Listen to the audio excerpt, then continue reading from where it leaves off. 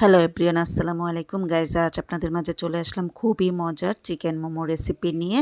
মোমোর ভিতরে যে পুরটা থাকে, ফার্স্টে এখানে আমি চিকেনের হাড় ছাড়া বুকের মাংসটাকে কিমা করে নিয়েছি। কিমাটা একটা সাইডে রেখে মোমোর খামিরটাকে রেডি করার জন্য একটা ম্যাক্সিন বলে 3 কাপ ময়দা নিয়েছি, হাফ কাপ উঁচু করে কর্নফ্লাওয়ার অ্যাড করেছি, স্বাদ মতো লবণ অ্যাড করেছি, কুসুম গরম পানি দিয়ে মোমোর খামিরটাকে আমি মথে রেডি করে নিয়েছি। সো সাধারণত রুটি বা পরোটার খামিকটা যেরকম থাকে সেম এরকম একটা খামিক রেডি করে আমি একটা ঢাকনা দিয়ে ঢেকে একটা সাইডে রেখে এদিকে মোমোর যে পুরটা থাকে তার জন্য এখানে কিমাটা নিয়েছি।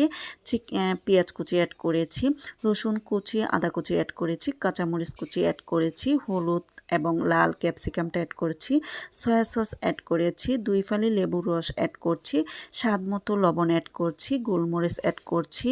রান্নার রেগুলার যে সাদা তেলটা থাকে এই তেলটা গরম করে তারপর এই পুরের উপর অ্যাড করে আমি পুরটাকে মেখে একটা সাইডে রেখে দিচ্ছি। এদিকে যে মোমোর খামিকটা রেডি করে আমি রেখেছি, এখন এই খামিকটাকে আবার একটু মথে তারপর লম্বা একটা শেপ দিয়ে আমি এখানে বেশ কিছু লেচি কেটে নিচ্ছি। সবগুলো লেচি একটা ম্যাক্সিন বলে রেখে ডেকে রেখে দিচ্ছি, তা না হলে লেচিটা ড্রাই হয়ে যাবে। আর এদিকে আমি মোমোর যে শেপটা থাকে আমি কিভাবে দিচ্ছি আমি ভিডিওতে আপনাদের সাথে শেয়ার করছি। এখানে একটা মোমোর শেপ দেওয়ার জন্য রুটি বেলে নিচ্ছি। রুটিটা বাড়িও হবে না, পাতলাও হবে না।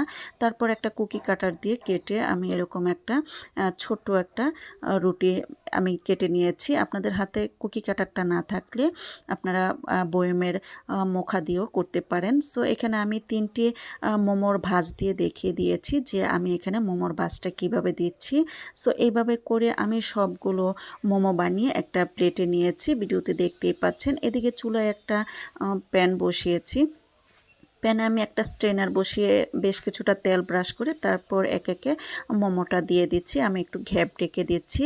তো মোমোটা আমি চুলায় দিয়ে তারপর এদিকে চিলি অয়েলটাকে রেডি করার জন্য এখানে রসুন কুচি অ্যাড করেছি, চিলি ফ্লেক্স অ্যাড করেছি, মরিচ গুঁড়া অ্যাড করেছি। দেন আমি তারপর রান্নার রেগুলার তেলটাকে একদম গরম করে নিয়েছি, একদম ফুটন্ত গরম করে তারপর আমি এখানে ঢেলে আমি চিলি অয়েলটাকে রেডি করে নিয়েছি। তারপর একটা ছাঁকনি দিয়ে ছেঁকে নিয়ে আমি এখানে আবারও সাদা তিলটা অ্যাড করেছি, রসুন কুচি অ্যাড করেছি, দেন সয়া সস অ্যাড করেছি, টমেটো সস অ্যাড করেছি, চিনি অ্যাড করেছি, স্বাদ মতো লবণ অ্যাড করেছি, ভিনেগার অ্যাড করেছি। তারপর চিলি অয়েলটাকে রেডি করে নিয়েছি। এদিকে আমার মোমোটা রেডি হয়ে গেছে। তারপর আমি একটা প্লেটে আমি চিলি অয়েল এবং সসের সাথে আমি সার্ভ করে আপনাদের সাথে শেয়ার করছি। এই তো আমার